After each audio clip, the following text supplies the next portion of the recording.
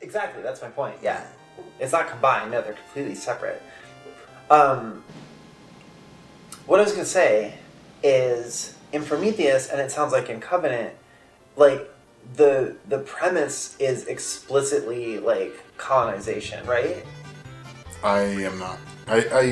I've only seen like one teaser of Covenant, and then I've kind of been like, it's an alien movie, I'm going to see it. So. They're colonists, I'm pretty sure, in Covenant. I don't remember exactly what they're doing in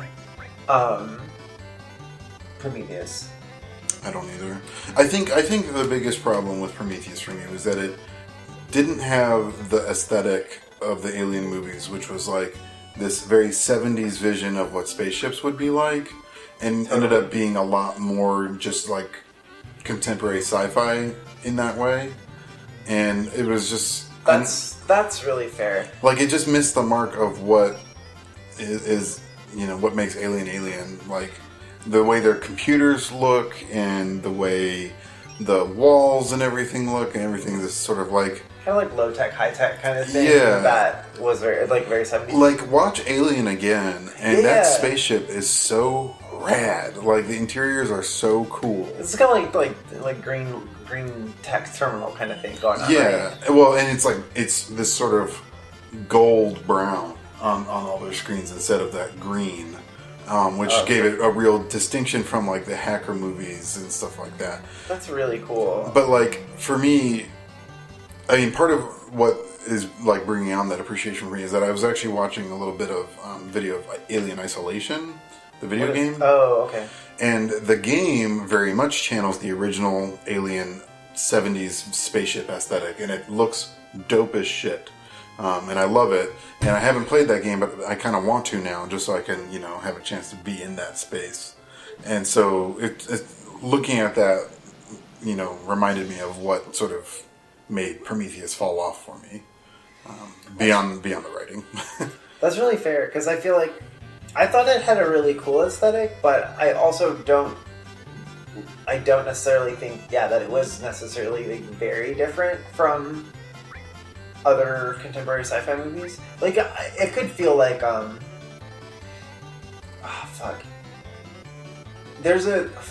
is Cillian Murphy in it? It's like Sunlight or something like that. Yeah, I think I know the movie. God damn, I'm so bad at this. Let me look it up. I think you're right with the name. It's something like that. 2015. No, that's not it. But it has a very similar feeling. How do you spell his name? I don't know. Found it. Nice. Cillian. Okay, give us the name. What is? Inception. No.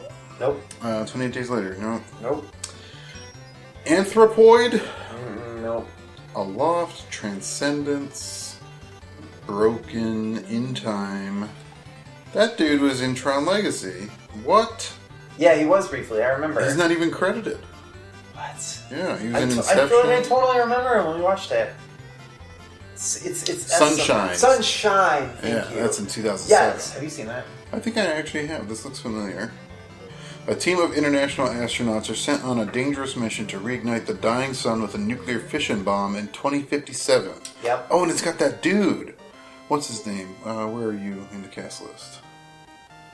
Bated breath. Cliff Curtis. He's the guy from Fear the Walking Dead. He's the male lead from that show. The dad of the family. Oh, really? Yeah. Wow. Okay, that's cool. I didn't know his name. It's got Chris Evans? That I do not remember. But that has to be like way pre-Marvel, right? Oh yeah, this is in 2007. This is before he got a Marvel billing, for sure. Anyway, that aesthetic felt somewhat similar to Prometheus. Like, and it's got Michelle Yeoh. What? Yeah. I don't even remember that. Michelle Yeoh is awesome. She is awesome. That's wild. What a movie. Maybe I need to watch that again. I remember it being really cool. Like, I feel like my brain gets a little stuck when I try to, like, differentiate things like this. Like, you can see, look at their speeds, by the way. Like, they start to build up pretty close to mine. I'm still faster. But you just sprint that whole race pretty But anyway, like, I don't know if you have this sort of thing happen to you, or sometimes, like, I try to Like a good example, like I was reading a lot of the Star Wars books, and obviously they're all written by different people, but like you're also kind of expected as like a general reader to understand that this is the same character across like the entire body of work, even though they're written by different people with very different senses of their like interiority and like personhood, and especially as it changes through time, you know what I mean? So like there's lots of weird discontinuities, or like certain books where the characters just are not acting in ways that you would expect them to act. But so trying to like narrow that down though is really hard, and say like, well, like the Luke in this book is like, how do you describe how he's different from the Luke in this book? You know what I mean? It's like very subtle. But I feel the same way about the aesthetics in these sci-fi movies that are fairly similar. Like Sunshine and Prometheus. Like they have obvious differences, but I'm not sure how I would immediately classify them. I just think I don't like them taking aesthetic risks when the movie franchise has been dead for 20 years and they bring it back and spend hundreds of millions of dollars on it, and then, or like probably not that much, but like dozens of millions of dollars. So you're saying you don't like the fact that they took a risk with the aesthetic by going different? Yeah, because do we have to race him in S rank? He's S rank now. Once he's S rank, you need to race the other one. I think he's S rank. Let me do one ride. All right. Let's just see if he can compete. I don't think it matters if you go too high, so I'm gonna do one, just for fun. But because like to me, a book is less of a risk, right? It's a risk to the author. Whoa. Who that is?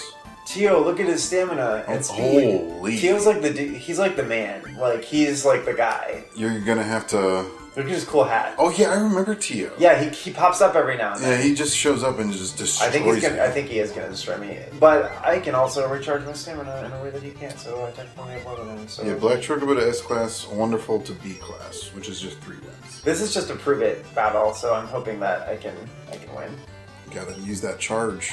I'm semi-related, but I have a feeling that this also explains to some degree the backlash. I mean, there's lots of backlash, I get that, against the Star Wars prequels because they so radically changed the aesthetic.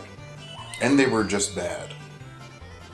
I have thought that I'm going to lose really bad. My Chocobo is out of steam. Getting donked. Wow, I got destroyed. Rip. Well, we'll come back with my gold Chocobo and just like rack them. Ooh, 5th place. Dishonorable. Okay, that's fine. We tried. We tried our best. We gave it our all. We were at Bond Brothers Brewery in Cary for a minute the other day, and they had one of the prequels on. I think it was the second one. Yeah. And it was ass. It was so bad. Like, what's one of the best things about the original trilogy of Star Wars movies? I'll tell you, the practical effects. You know what's not in the fucking Star Wars prequels? Practical effects. You know what is in it? CG that looks like it was rendered on a Nintendo fucking 64. It looks like ass! True. I have to be honest that I feel like part of the appeal to me now is specifically the archaic looking CGI to a certain degree because of its like weird low poly N64 style. I'm glad that you said that because I think it's truly terrible, a sin against Star Wars in general. Like it's I don't know. I CG Yoda. Come on. I mean, I'm not saying I wouldn't. I'm always like a proponent of practical effects. Like yeah, like practical effects are what keep people in jobs. Like I just think like I kind of like stopped thinking of those movies that way because that's exactly the same kind of thing. Like I'm not saying that anybody else has to like feel this way about those movies, but just the fact that they were like this weird, bizarre aesthetic choice that George Lucas chose, like he just fucking went ham with it, and like I kind of appreciate that. Have I ever told you about? Are you familiar with Dracula 3D? Have I talked about this before? You've talked about it, yeah. But that double, like the whole reason I like that movie is people thought that Argento was horrible, and that might actually be the case that it was unintentional. But I think, to a certain degree, the CGI in that movie, which is so antiquated looking at the time of its release, it looks like N64. Like, I heard somebody describe it as like Castlevania 64 style. Mm-hmm. It kind of looks to me also like CRPG backing screens from like Betrayal at Krondor or something like that, or some of the mid-era Might and Magics. But to me, it always had this double effect of doing two things at once. Like, because it was a period piece, it felt old, like Hammer horror style. Like, you know what I mean? Like, it felt old because it was supposed to take place in the past, but it also felt old because of the formal aspect of how it was made. Because even though it's in a very short amount of time, within our lifetimes, like that feels archaic. It makes the movie feel that way. And I kind of like that double aspect. And I feel like it makes it strange and artificial in the same way that Argento's use of color and like hyper-stylization in his classic movies does. So that's kind of like why I like it. I also think it's really atmospheric, and like some of the artificiality is also emphasized in like the soundtrack, which is like heavy on theremin and stuff like that. Anyway, I feel similarly about the Star Wars prequel trilogy. Like, I'm kind of balanced on the edge of like whether I don't really care about intentionality, but like I kind of just am fascinated by them as bizarre artifacts. I mean, their visuals are terrible, the writing is terrible, the acting is terrible, everything about them is terrible. They cashed in to make money off of nerds that grew up and got disposable income, spent it on their kids, and then killed the franchise for at least 12 years because of how bad those movies were. I mean, that's possible. Like, why would you take another financial risk on Star Wars until you've let the memory of how bad that trilogy was fade away and then do something good? That's exactly what's happening now. I mean, I don't know. With Disney money. And George Lucas is not involved. Yep, because his direction was ass. I gotta be honest, I really don't like... I like The Phantom Menace a lot, I think. Yeah, it's the best of the three, I think. Well, I rewatched it, and like... Mostly because of pod racing.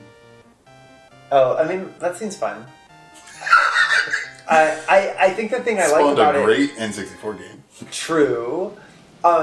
But the thing I think I liked most about it is rewatching it and really viewing Qui-Gon as the main character, because he's so strange and enigmatic, and like having the movie be about him and kind of like the weird ambivalence of the Jedi.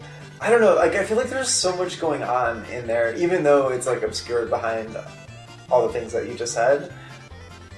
And it's so tragic, actually, I feel like, in the context they spent all that money to make such shitty movies. But, like, I know, like, people were kind of, like, you know, found baby Jake Anakin, like, very annoying. But, like, I don't know, maybe I'm just, that was not even in the top 5 of my problems with this. No, but I'm just saying, like, I don't know.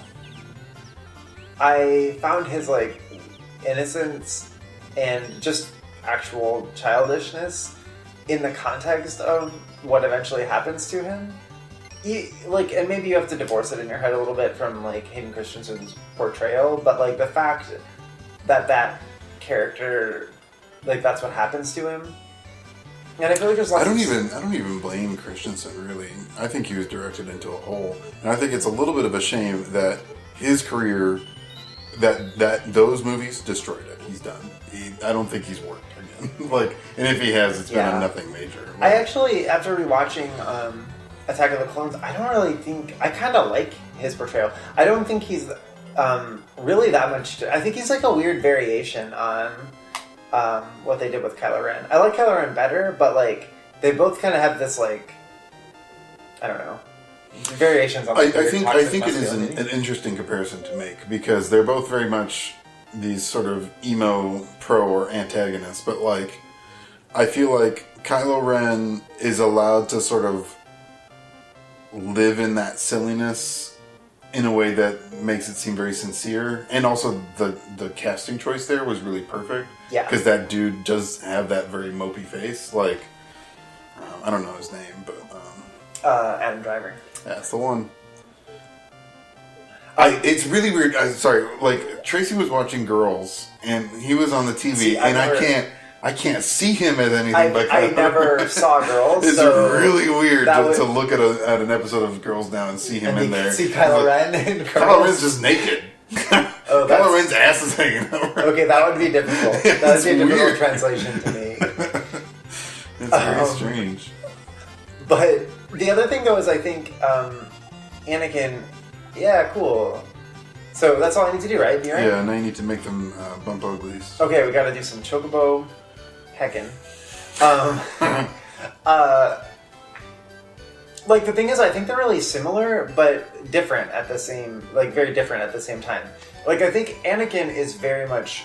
Part of the problem is he has a lot of trauma that he never really is allowed to, like, grow up past because of the way to, like, there's I really think, like, I'm not going to even be able to, like, actually do it justice the way that I think I can do in a protracted conversation, but he's born into slavery, torn away from the only person that he really loves, immediately indoctrinated by the Jedi, who are a questionable organization at best. And I think the movies go to great pains to make that apparent, especially with Qui-Gon and his relationship with slavery on Tatooine. And I know people have said, like, well, Tatooine is controlled by the Hutts, it's outside the Republic. But it's, like, clear disdain for, or just, like, unwillingness to even do anything about it. And just his resignation speaks volumes about what role the Jedi are playing in the galaxy. And he's almost more interested in Anakin as, like, a pawn, like, or, like, something that it matters to his, like, abstract theory. Like, he's almost academic in terms of how he interacts with things. But at the same time, he seems to have this kind of passion for something in a way that the rest of the Jedi don't. Anyway, I feel like Anakin is basically indoctrinated, told that he's the greatest that will ever be, and yet isn't really allowed to... He never really processes any of his losses. So I think what happens to him, I don't think it's dramatized very well in the films, because I especially don't like the pacing, but I think it makes sense what happens to him. Those things are like rapey rape fuck. Well, see, that's the other thing that makes him really uncomfortable. But, okay, so I'm not at all defending his character or his actions. I think it is really gross and insidious. Let me say it already. But... You did. Yeah, Jim Roland. Okay, we're about to do some heck... Oh, shit. No, I can't do this yet. I have to... Do I have to do battles first? No. Battles are if you get a bad result from breeding. You need to Okay, let me save right outside so I don't have to walk all over the golden Chaucer. Anyway, so here's my theory, though, about teenage Anakin. He never really grows up. He's never really allowed to grow up in any meaningful way. So in some sense, he is still the kid from Phantom Menace, but in, like, a teenager's body, occupying that. And, like, he's literally never learned consent. He still, like, feels the same way about Padme in the same way that he did in the beginning, but now it is taking on these really sinister and gross undertones that I don't even know if this is, like, at all intentional, and it doesn't, like, redeem his character at all. It just makes him worse. But it's, like, a semi-tragic thing to me. Because I think the core story is still nonsense and doesn't actually hold up to scrutiny. What do you mean? Like any of it. Like tracking a character's motivations throughout all three of those movies is impossible because they just don't make sense. I don't think that's true at all. I mean, these are other people's words and other people's ideas. What's that? Oh, I need to release one of my... Probably one of the greats or the...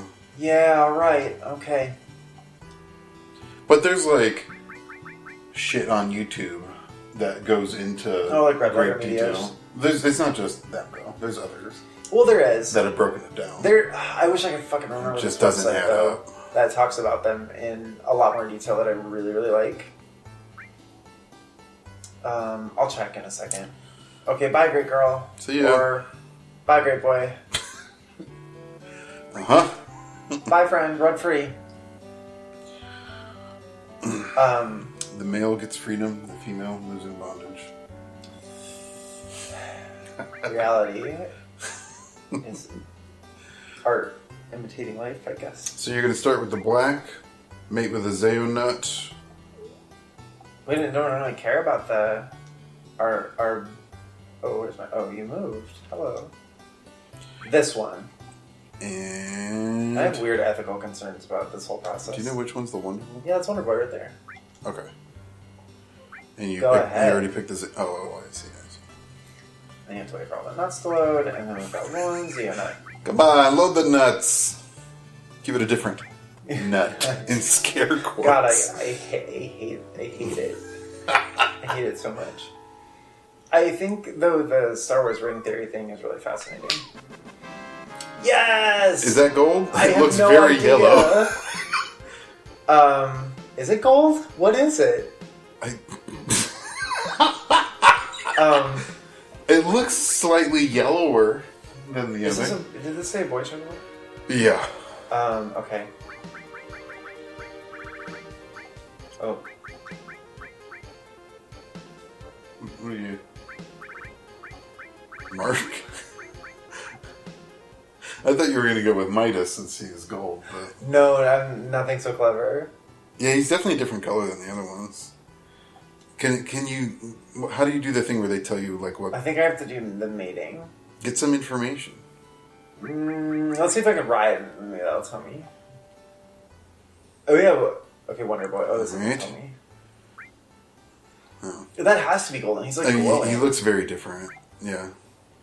Giddy up. Okay, let's go. Let's go get it. Let's do it. We've got the gold chocobo. It's time to ride. What are we doing with it again? Knights of the Round. Oh, There's yeah. like multiple things that we can do. I think it's the island at the top, like north, east. all the way up there? Yeah, all the way up there. Oh, we can run on the ocean. This is Jesus Chocobo right here. This is the most magical thing that I've ever experienced, and this is the dream that I've had since we got our very first chocobo, which was a great and stunning, beautiful moment. Now, do all the Chocobos have the same music? I think so. He just pops up on there like it's nothing. He can walk anywhere. I feel like it's... Oh, yeah, it's up here. There's one more island up here. He's a dream. Little island. And okay. there's like a thing... Wait, what? I don't know, actually. Let me pull up my handy dandy map here. Okay, give me 1 second. I'm gonna do something too.